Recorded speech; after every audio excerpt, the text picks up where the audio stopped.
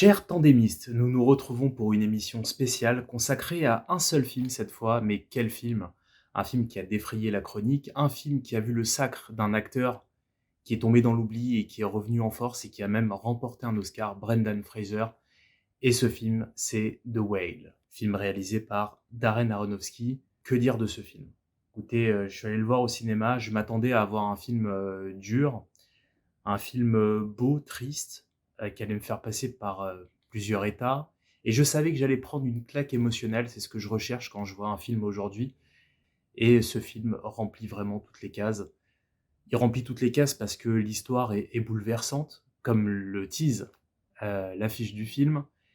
Le casting est impressionnant, la mise en scène juste ce qu'il faut d'intimiste pour qu'on rentre dedans. D'ailleurs, ce film est un quasi huis clos.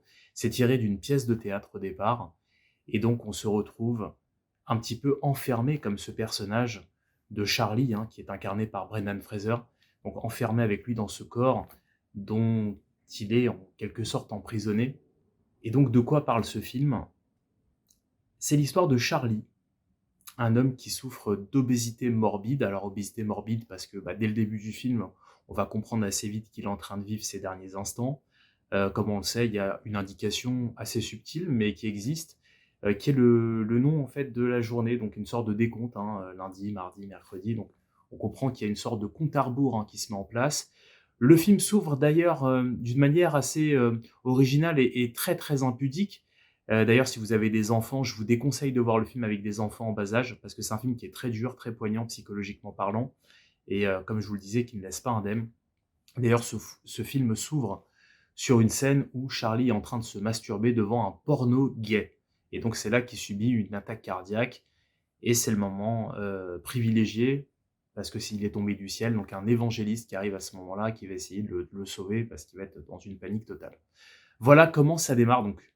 Pour vous dire, en termes d'ouverture, on va loin, très loin dans le délire, et Aronofsky nous envoie dès le départ un signal. Il nous met tout de suite en condition et il va aller vraiment à fond dans ce qu'il va montrer, dans ce qu'il va filmer, dans ce qu'il va mettre en scène. Et voilà en quoi ce film est vraiment jusqu'au boutiste, et c'est un film qui est vraiment viscéral. Voilà ce que je pouvais dire sur l'introduction de ce film. Ce film, je l'ai adoré. C'est un film, encore une fois, qui est très dur. Ce n'est pas pour tout le monde. Je vous déconseille de voir ce film dans un mood ou dans une phase de votre vie où vous n'êtes pas bien ou en dépression, ou si vous êtes dans une phase d'addiction, peu importe votre addiction, que ce soit l'alcool, la drogue, le sexe, la boulimie, l'anorexie. Bon là, dans ce film, c'est effectivement un sujet autour de la boulimie, puisque le personnage est obèse. Se suicide en quelque sorte en, en engloutissant tout un tas d'aliments. C'est écœurant, c'est affreux. Et en même temps, même si ça provoque un certain dégoût lorsqu'on voit ça, derrière, il y a aussi cette espèce d'empathie qui va se créer au fur et à mesure de ce personnage, qui est terriblement attachant, même s'il a des démons en lui, même s'il a fait des choix très discutables dans sa vie, et que c'est quelqu'un qui, en plus de ça, cherche la rédemption de sa fille parce qu'il sait qu'il va mourir, que ses jours sont comptés, et avant de quitter ce monde, il veut essayer de faire une sorte de teshuva, en tout cas de retrouver grâce aux yeux de sa fille, puisque voilà, il aime sa fille d'un amour infini. Il a perdu le contact avec elle parce qu'il a abandonné le domicile conjugal. Je vous en dis pas plus pour l'instant, il y aura une partie qui sera full spoiler pour ceux qui ont vu le film. On va aller un petit peu plus loin dans l'analyse, mais d'abord, dans un premier temps, voilà, je vous dis simplement ce que j'en ai pensé, j'introduis un petit peu le sujet, et on fera donc une analyse plus tard. Vous aurez visuellement une petite alerte qui vous dira spoiler. Donc si jamais vous zappez, vous tombez sur l'émission à ce moment-là et que vous n'avez pas vu le film, voilà, c'est un conseil que je vous donne. Ne regardez pas l'émission, vous reviendrez plus tard pour voir un petit peu ce qui s'est dit, et vous pourrez confronter également vos points de vue en laissant des commentaires sur les réseaux sociaux, voilà, en dessous de cette vidéo. On va aller rentrer donc tout de suite dans le vif du sujet. Alors, Brendan Fraser, donc, qui est l'acteur incontournable, qui est la star du film, et il porte le film sur ses épaules. Mais il faut dire que ce qui m'a agréablement surpris dans ce film, c'est que les seconds rôles, non seulement ils existent, mais je les trouve fabuleux, tant en termes de personnages que les acteurs et les actrices qui incarnent ces personnages. On pense tout de suite au second rôle qui est peut-être le plus important de ce film, celui qui est incarné donc par Sadie Sink, qui est une actrice qu'on a vue notamment dans une série qui a cartonné sur Netflix, qui est donc la série Stranger Things. Et Sadie Sink, dans ce film, joue le rôle donc de sa fille. Sa fille est, elle est vraiment, elle incarne un personnage qui est abject, affreux, un personnage qui contraste complètement avec celui de son papa qui lui a un corps voilà, qui souffre d'obésité, il n'arrive même pas à marcher, il est obligé d'avoir un déambulateur pour se mettre debout, pour avancer, tellement il est en surpoids. Il pèse quasiment 300 kilos, je crois. Et donc lui, voilà, il est prisonnier de son corps. Son corps provoque du dégoût. D'ailleurs, c'est ce que, encore une fois, dans la mise en scène de Darren Aronofsky, il ne nous épargne pas ce côté impudique. On le voit parfois même nu. C'est écœurant. Et c'est encore une fois, c'est voulu. Et d'un autre côté, il y a cette humanité en lui qui est juste extraordinaire. Cette espèce de gros nounours qu'on a envie de prendre dans ses bras et de lui faire un câlin pour lui dire t'inquiète pas, ça va aller. On a envie de le protéger, on a envie qu'il vive, on n'a pas envie. Et ça, c'est encore une fois, le processus est vraiment très très bien fait au niveau de la narration. On est vraiment emprisonné avec lui dans cet appartement qui est trop petit, lui il est trop gros. Voilà, encore une fois, The Whale, hein, qui est le titre, qui signifie la baleine. Alors il y a tout un axe du film d'interprétation qui est fait tout autour de Moby Dick. Je rentrerai pas dans cette interprétation-là parce que j'ai pas suffisamment de clés pour que ce soit intéressant pour vous. Je pense que vous trouverez ce qu'il faut sur Internet, je pense. Voilà. Alors, ce qui me concerne, on va le traiter d'une manière un peu plus religieuse. Alors, aux États-Unis, on parle beaucoup de concepts judéo-chrétiens, hein. C'est très très en vogue depuis un certain nombre d'années. Moi, je vais rester vraiment sur un enseignement du Baal Shem Tov. Vous aurez un extrait d'ailleurs dans le cadre de cette émission. Et voilà, c'est ce que je peux en dire pour l'instant. Et donc, cette fille, donc Sadie Sink, hein, l'actrice qui joue ce personnage, elle est épouvantable, elle est d'une méchanceté gratuite, elle est affreuse, elle a la haine en elle, on sent qu'elle est complètement, elle est morte à l'intérieur. C'est-à-dire que vraiment, lui, autant à l'intérieur, il est lumineux, il est beau, il est plein d'humanité, et elle a un corps, donc forcément, il n'y a pas de problème, hein, son corps est parfait, entre guillemets, mais elle, c'est vraiment à l'intérieur que c'est vraiment noir, sombre, affreux, dégueulasse, abominable, tout ce que vous voulez. Et c'est justement la rencontre des deux, cette opposition qui rend ce film si beau, si déchirant, si bouleversant.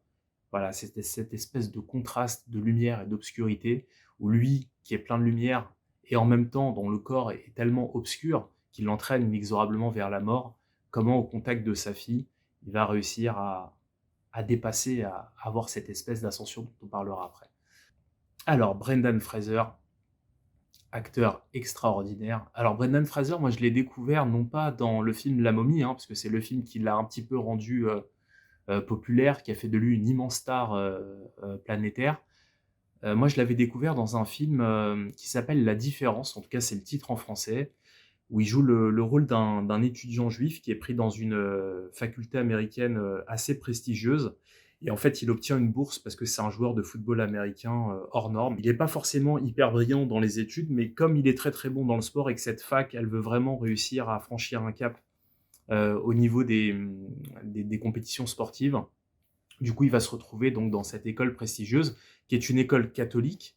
Et lui, en tant que juif, forcément, ça va poser des problèmes, notamment avec certains élèves, dont un dont c'est aussi l'un des premiers rôles au cinéma, et c'est Matt Damon, qui joue le rôle d'un antisémite dans le film.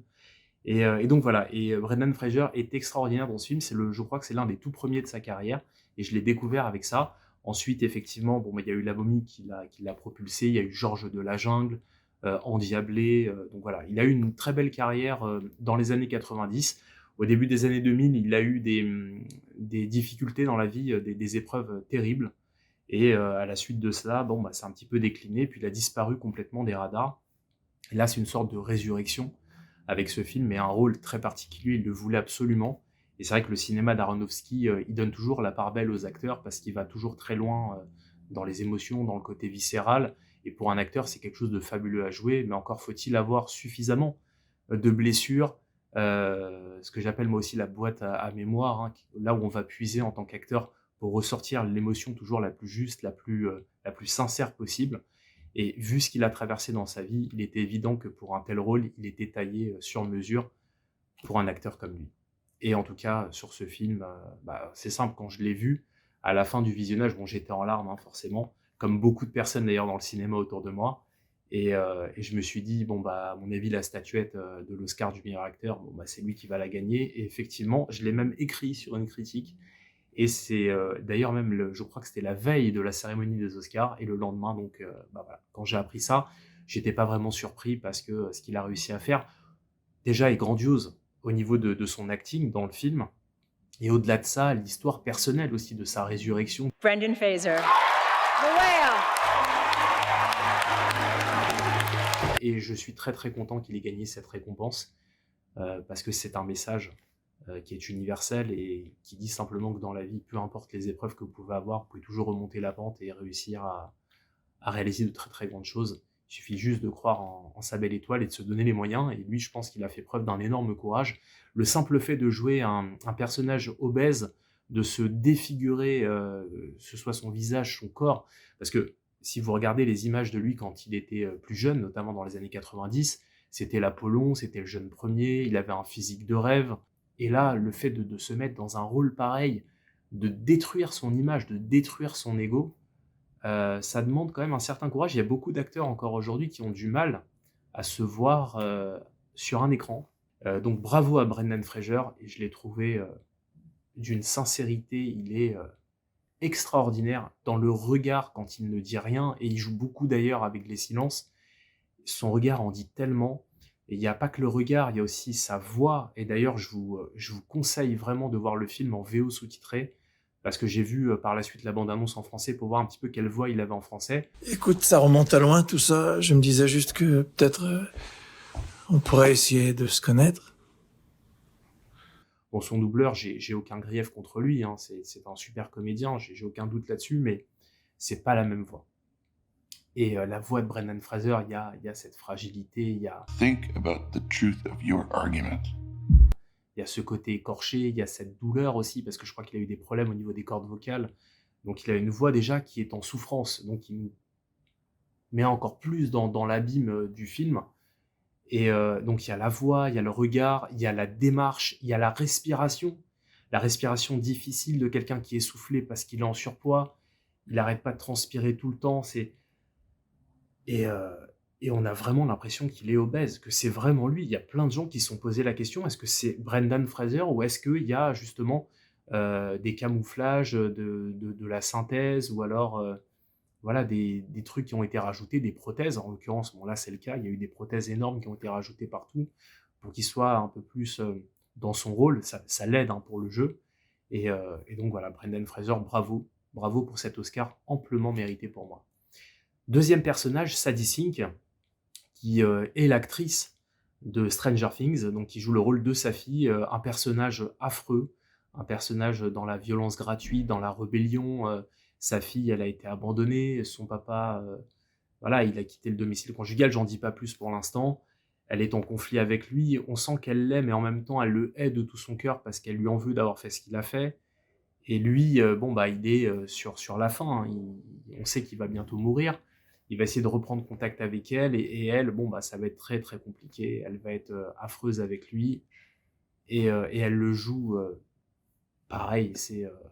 C'est extrêmement bien interprété. C'est un rôle difficile parce qu'elle joue vraiment le rôle d'une pourriture, hein, d'une fille de la pire espèce et en même temps, on comprend au fur et à mesure pourquoi elle est comme ça, pourquoi à travers toutes les blessures qu'elle a en elle et malgré toutes ces blessures, malgré tout ce côté sombre qui émane d'elle, il y aura quelque chose de fabuleux à la fin, je vous en dis pas plus. Ensuite, on a un autre personnage, donc une femme asiatique, Hong Cho, qui est là un petit peu pour s'occuper hein, donc du héros qui s'appelle Charlie. Et d'ailleurs, elle a un lien hein, avec lui, on le saura un peu plus tard dans le film. Et cette actrice, bon, moi je la connaissais pas, hein, je l'avais pas vue dans d'autres films, peut-être que je l'ai vue, mais je l'avais pas vraiment remarqué. Dans ce film, c'est vraiment un second rôle, mais elle le joue comme si c'était un premier rôle, quoi. Elle m'a terrassé, elle a un jeu, encore une fois, d'un réalisme sidérant. On ressent toute cette empathie qui est en elle, et en même temps cette aversion vis-à-vis d'un homme qui fait éruption au début du film, hein, comme je vous l'ai dit, qui est un homme religieux, une sorte d'évangéliste. Elle a une aversion vis-à-vis de lui parce qu'elle considère que la secte, entre guillemets, à laquelle lui appartient, a causé un drame dans sa famille, quelque chose de terrible et donc elle a une aversion de tout ce qui, émane de ce côté religieux, de rédemption, de Jésus, de tous ces trucs-là, en fait et pareil, elle aussi, elle est dans une sorte d'ambivalence comme le héros et en fait, tous les personnages, quand on regarde bien, ont cette ambivalence. C'est ce qui les rend, touchants, attachants. Il y a cette aspérité. On n'est pas sur des personnages qui sont totalement lisses. Même le héros du film, hein, qu'on adore, on arrive à rentrer vraiment, avec lui, on souffre avec lui et on comprend qu'il a fait des choses terribles dans sa vie et qu'il le paye. D'une certaine manière, il se le fait payer aussi, hein. C'est ce côté boulimie, en fait, où il engloutit des choses pour mourir parce qu'il en peut plus, parce qu'il en a marre, parce qu'il est encore une fois emprisonné par son état, par son corps qui est en train de le lâcher. Et donc tous ces personnages qui vont graviter autour de lui, il y a encore aussi, ils sont tous en eux quelque chose d'assez lumineux, même si sur le personnage de Saphir, on ne va pas le voir tout de suite. Et en même temps, il y a des blessures, il y a des cicatrices, et voilà, et tout ça, ça cohabite ensemble et ça crée une sorte de déchirement, cette espèce d'opposition qu'il y a en eux. Et ce déchirement, bah, c'est ce qui crée justement ce côté bouleversant, ce côté viscéral, et c'est ce qui nous maintient et qui nous fait passer par tous ces états, cette expérience émotionnelle qui est vraiment intense. Je suis sorti du cinéma, j'étais vraiment pas bien. Et alors vous allez me dire, mais quel intérêt de voir un film, c'est pour se mettre mal? J'étais pas bien sur le moment parce que j'ai vécu cette horreur avec tous les protagonistes du film. J'étais vraiment prisonnier moi aussi dans ce huis clos avec eux, d'ailleurs un format qui est en 4 tiers, hein, le format 4 tiers qui n'est pas un format 16 neuvième. L'image est un peu plus compacte pour encore une fois montrer les limites, l'enfermement, etc. Donc, là aussi, même au niveau de la pellicule, il y a une pensée, hein, derrière tout ça, c'est pas gratuit, ça a été pensé avant, quoi. Et donc, je sors du cinéma, je suis dans un état, je suis pas bien, j'ai pleuré à chaudes larmes. Encore une fois, j'étais pas le seul. Pas parce que je suis super émotif, même si je le suis, c'est parce que la fin, elle est, je veux pas vous la raconter, mais elle est à l'image du film. Elle est terrible et en même temps, elle est belle. Elle est belle, il y a de la poésie, elle est bouleversante, elle est sublime. Cette fin, elle est... J'en dirai un petit peu plus tout à l'heure. Voilà. Pour ceux qui l'ont vu, en tout cas, regardez ça. Pour les autres, surtout, je vous en prie, partez lorsqu'il y aura l'alerte spoil, parce que j'ai vraiment envie que vous voyiez ce film et que ensuite vous puissiez venir confronter un petit peu ce que vous en avez pensé avec ce que je vous dis sur cette vidéo. Darren Aronofsky, hein, le réalisateur, qui n'a pas sorti énormément de films dans sa carrière, mais à chaque fois qu'il sort un film, c'est toujours... il y a des passions, ça cristallise, parce qu'il y a ceux qui sont à fond derrière, et puis il y a ceux qui le détruisent, parce qu'il va trop loin, parce que c'est un peu trop tire-larme, un peu trop dans le pathos peut-être parfois, où il cède à des mécaniques un peu trop faciles pour nous mettre dans des états pas possibles. Il est vraiment jusqu'au boutiste, à l'image de ce qu'il a pu faire comme Pi, comme Requiem for a Dream, comme Black Swan, qui a valu l'Oscar donc à Nathalie Portman, avec laquelle j'ai tourné. Nathalie, si tu me regardes. Qu'est-ce que je voulais dire d'autre? Voilà, donc c'est un réalisateur qui fait couler beaucoup d'encre, mais c'est un réalisateur qui a beaucoup de talent aussi, et qui arrive à faire des mises en scène. Il va pas faire le kéké avec sa caméra en faisant des effets de dingue et tout.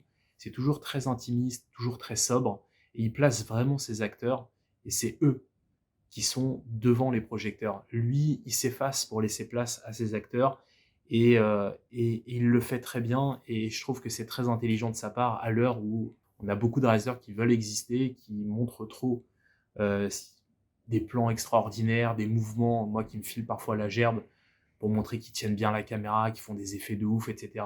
Moi, je suis pas fan de ce genre de réalisateur. Pour moi, un réalisateur, il est là au service de son casting, il est là au service de l'histoire, et au service de ceux qui racontent l'histoire, qui sont les protagonistes de l'histoire. She really only tells me things about you Why? because that's all I want to know about. C'est un film qui traite de l'addiction.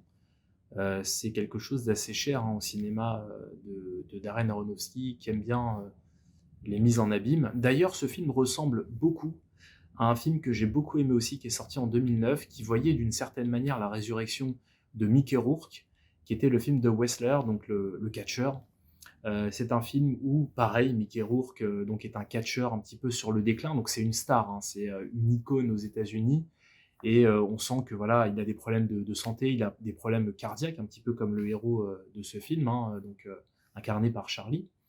Et donc le personnage de Mickey Rourke, Et ben, il va essayer de reprendre contact avec sa fille, d'essayer d'obtenir une certaine rédemption parce que pareil, il a dû l'abandonner parce qu'il avait une carrière à mener et que c'était compliqué, qu'il voulait pas l'exposer et que c'était une sorte d'icône, qu'il était adulé, et cetera. Donc il a fait le choix de sa carrière plutôt que le choix de sa famille.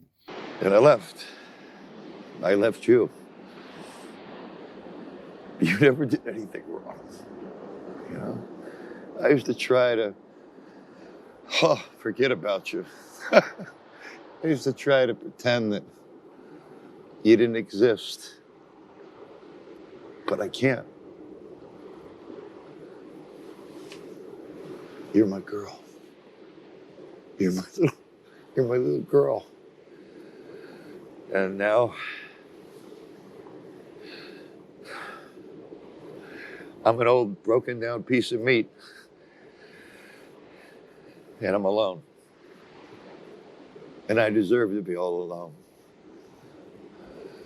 I just don't want you to hate me.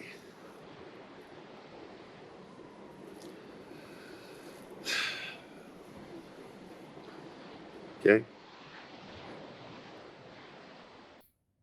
Dans le film donc de Whale, le film avec Brendan Fraser, c'est pas tout à fait pareil, mais dans la mécanique, c'est un petit peu similaire. La seule différence, et là attention, mini spoil, c'est que Brendan Fraser quitte en fait le domicile familial parce qu'il tombe amoureux de l'un de ses étudiants, parce que lui est professeur. D'ailleurs, dans le film, il donne des cours à ses élèves à distance derrière un ordinateur, et sa caméra, bon bah il a dû mettre un petit cache devant pour pas qu'on voit à quel point il est obèse et à quel point il est en souffrance. Donc en fait, ses élèves ne savent pas à quoi il ressemble.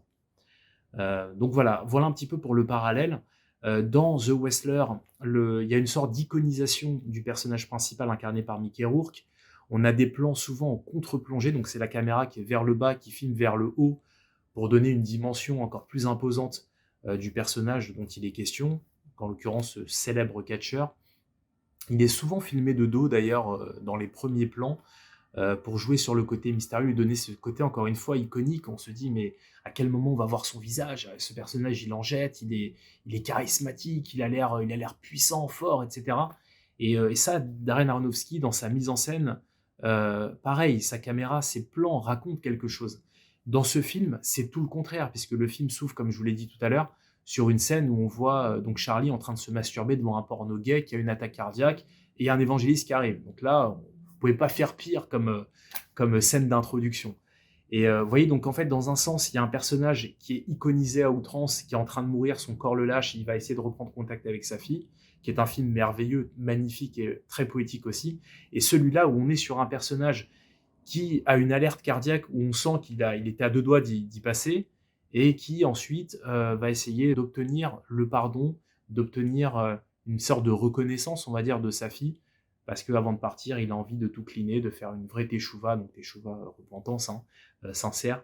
Et donc voilà, c'est un petit peu ça le thème. Alors dans les thématiques explorées, comme je vous le disais au départ, il y a ce côté addiction, donc cette mécanique de l'addiction où, j'ai envie de dire, peu importe que ce soit la drogue, l'alcool, le sexe, la boulimie, l'anorexie, je reprends encore une fois tous ces termes dont je vous ai parlé au début, parce que à chaque fois, c'est un personnage qui est en souffrance, un personnage qui a perdu le contrôle, en fait, qui a perdu le contrôle et qui devient prisonnier, finalement, de ses addictions. Il ne contrôle plus rien, il subit. Alors, dans la tradition juive, on parle beaucoup du mauvais penchant, le Yetzer Hara, qui a une grande influence sur nous, et plus on nourrit ce Yetzer Hara, et plus il va nous détruire, parce qu'après, ça devient difficile d'en sortir. On rentre dans une espèce de cycle, en fait, infernal, dans un engrenage qui fait qu'on n'arrive plus à en sortir. Et d'ailleurs, c'est même le même principe que la dépression. Et donc, ce personnage de Charlie, là où c'est intéressant et là où il suscite d'une certaine manière notre empathie, c'est que d'un côté, on sent qu'il en a marre, il en peut plus. Il a même pas envie d'être soigné, en fait. Il se dit, ça y est, je vais mourir et je vais partir et je vais rien faire pour essayer qu'on me rallonge la vie ou qu'on me sauve. Dès le départ, il prend ce postulat-là. Et en même temps, il y a plein de vie en lui, il y a plein d'humanité. C'est un personnage qui est beau, et c'est ça qui est extraordinaire. Et en fin de compte, son Yetzer Hara, il est en train de le vaincre quelque part, puisque lui, on voit des scènes où carrément il engloutit, à un moment donné, il prend 2 pizzas en même temps, il mange, on a l'impression qu'il a envie de s'étouffer avec. Et et à un moment donné, pareil, il prend des petits biscuits, des chocolats, et puis il les met dans sa bouche. C'est comme un aspirateur, quoi, qui aspire de la nourriture. C'est quelque chose qui est affreux, qui provoque du dégoût, et en même temps, une grande peine, une grande tristesse, parce on ressent son mal-être, on ressent sa douleur, on ressent cette dépression, ce côté où c'est fini, où il se dit: «Ça y est, de toute façon, c'est terminé, je vais à la mort, je l'accepte», il est dans la fatalité totale. Il y a cette réplique dans le film qui est terrible, sur sa lucidité, quand il dit à sa fille: «Mais T'aurais pu faire partie de ma vie. Ellie, regarde-moi.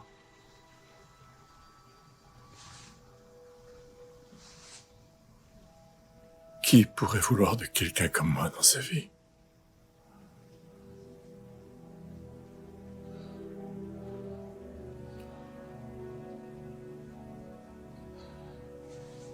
à présent, comme je vous l'avais promis, on va aborder un message du Baal Shem Tov». Alors, je vais pas vous raconter, je vais pas vous dévoiler ce message, je vais simplement vous envoyer une petite vidéo qui est pas très longue, d'un rave que j'aime beaucoup, qui est un rave de la mouvance Breslev, qui est le rave Yitzhak Israël Besançon. Et il rapporte un enseignement du Baal Shem Tov sur la faculté de toujours voir le bon chez les gens. Et c'est quelque chose voilà, qui a donné naissance à deux courants chassidiques dans le judaïsme, qui est le mouvement Breslev et le mouvement Chabad, donc Lubavitch. Et je vous laisse le soin, voilà, de voir cet extrait que j'ai découvert il y a maintenant pas loin de 15 ans, et qui m'a, lorsque je l'ai entendu la première fois, qui m'a bouleversé. L'idée de regarder que le bien chez les gens, de ne regarder que le côté positif qu'il y a chez les gens, de chercher en eux s'il y a quelque chose de valable. Et Rabbi Nachman nous garantit que même chez le pire des pires, il y a toujours quelque chose de valable. Il y a toujours un point valable. Et ce point valable, c'est quelque chose d'extraordinaire et de divin. C'est Dieu lui-même. Donc, quand je cherche Dieu dans l'homme, dans la personne, si je crois, si j'ai la émouna, si j'ai la foi, je sais qu'il existe, qu'il est là, qu'il est présent, et que je le cherche, je dois pouvoir le trouver. Et si je le trouve, alors j'ai gagné. On donne un petit exemple. Si par exemple vous avez un diamant qui est tombé dans une poubelle, au début la poubelle elle valait rien du tout. La poubelle elle était pleine mais elle vaut rien. Si on fait la matière première, on fait le résumé de la matière première qu'il y a dans une poubelle, on va arriver à un demi-euro. Si on vend tout ce qui reste dans la poubelle, une bouteille pas consignée ou je sais pas quoi, on va arriver à un demi-euro. Donc la poubelle, elle vaut rien. Mais maintenant qu'il y a un diamant dedans, elle vaut 1 million d'euros. C'est un très beau diamant. Donc le fait qu'il y a ce diamant dans la poubelle revalorise toute la poubelle, et maintenant c'est une poubelle qu'il faut toucher avec beaucoup de précaution pour ne pas perdre le diamant. L'être humain, c'est exactement pareil. L'être humain, il est composé de tas de choses qui s'agglutinent avec les années, avec les siècles, puisqu'on revient et on revient et on revient, on revient sans arrêt. Donc, ils se sont agglutinés de tas de choses. Mais le point central, le point divin, qui est au fond de la personne, c'est quelque chose d'inaliénable, d'éternel et d'imperturbable. Donc, si je me concentre à la recherche de ce point, je peux littéralement métamorphoser la personne. Donc, Rabbi Nachman le dit, de faire ça sur les autres, c'est-à-dire de regarder la personne que sur son bon aspect, chercher le bon côté qu'il y a dans la personne, le côté divin qu'il y a dans la personne, se concentrer sur ce point-là, ne voir que ça, ignorer le reste, et avec ça, je vais pouvoir transformer, métamorphoser la personne. On peut avoir une action sur les autres, une action positive. On peut aussi avoir une action négative, c'est tout à fait le contraire. Quand on regarde que ce qu'il y a autour du diamant, alors on a une action négative, on finit par convaincre cette personne que c'est ça sa définition. Alors que si au contraire on sait que la définition de la personne c'est le diamant, à ce moment-là on se concentre sur le diamant et on arrive littéralement à revaloriser la personne, à la régénérer et à la métamorphoser. Alors Rabbi Nachman dit de faire ça sur les autres, mais de faire ça aussi sur soi-même. Donc voilà, vous avez vous avez pu voir un petit peu le message qui ressort un petit peu de ça. C'est quelque chose qu'on retrouve totalement dans le film. D'ailleurs, c'est une réplique. Alors, comment c'était? Apprendre à la connaître. Elle est merveilleuse. T'as pas changé. Quoi? Cette façon d'être positif. C'est tellement énervant. Alors, la fin du film. La fin du film, pour moi, c'est voilà, c'est la quintessence de ce que le cinéma peut offrir d'intense en termes voilà, d'émotion. Cette fin, elle m'a terrassé, mais vraiment, quand je vous dis terrassé, j'étais dans un état, je sanglotais. Pour vous dire, j'étais mal et en même temps, j'étais admiratif parce que c'était d'une beauté inouïe. Ceux qui ont vu le film savent de quoi je parle. Et donc, on va rentrer un petit peu on va essayer d'analyser, de disséquer un petit peu cette fin. Il obtient sa rédemption quand sa fille commence à s'inquiéter pour lui. Et elle lui dit « Non, mais papa, je t'en prie. » Elle le supplie, elle pleure. « Mais laisse-moi appeler les secours, je veux pas que tu meurs. » Parce qu'elle sent qu'il est en train de mourir, il fait une nouvelle attaque, et là on sent que ça va être la fin. En plus, on a eu un décompte des jours avec lundi, mardi, mercredi, donc là on arrive à la fin de la semaine. On comprend que s'il y a eu des jours qui ont été décomptés, c'était justement voilà, le décompte pour arriver donc jusqu'au moment fatidique. Hein. Et donc là, sa fille, elle voit que son papa va mourir, elle le sent, elle le sait, lui il le sait aussi. Et dans un dernier effort, il rassemble vraiment tout ce qui lui reste comme force et il vire son déambulateur. Et là, il arrive à se mettre debout tout seul. Et il y a une émotion à ce moment-là assez intense parce qu'il y a des flashbacks où on revoit un moment que lui a vécu quand il était avec elle à la plage. Au bord de l'eau, on voit les vagues qui arrivent comme ça. Et on voit cette scène et lui, on le voit marcher. Il arrive vers elle dans un effort surhumain. Et là, on se dit « Waouh, il va réussir !» Il tombe pas, il arrive à tenir jusqu'au bout comme un gibor, donc un guerrier en hébreu je traduis. Et là, il y a cette dernière image où on le voit, ses pieds décollés du sol. Et je vous en parle, j'en ai encore des frissons, je vous jure, j'ai la chair de poule. On voit ses pieds décollés du sol comme si son corps s'était affranchi de son obésité. Son âme qui décolle, qui quitte ce monde, ce corps qui se soulève, où il a réussi à défier la gravité. C'est d'une poésie, c'est d'une beauté. Et voilà, et en fait, cette scène, elle est terrible parce que on comprend qu'il est en train de mourir, on comprend même qu'il est mort d'ailleurs, même si on ne le voit pas mourir, parce qu'il y a cette espèce de pudeur, pour le coup, du réalisateur à la fin, qui aime tellement son personnage, qui a réussi à s'affranchir de toutes ses barrières, de toutes ses limites, pour une dernière fois aller vers sa fille, une dernière accolade, un dernier moment privilégié avec elle avant de quitter ce monde. Et quand il décolle comme ça, on voit une lumière blanche au niveau du plan. Donc c'est pas un fondu au noir, c'est un fondu au blanc.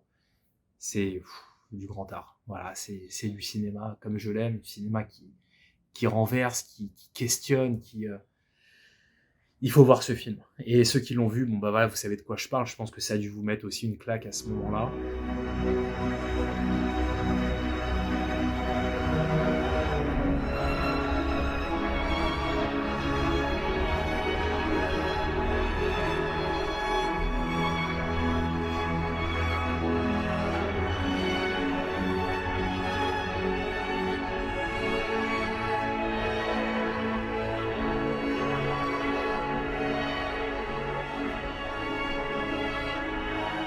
Je vous dis à très bientôt.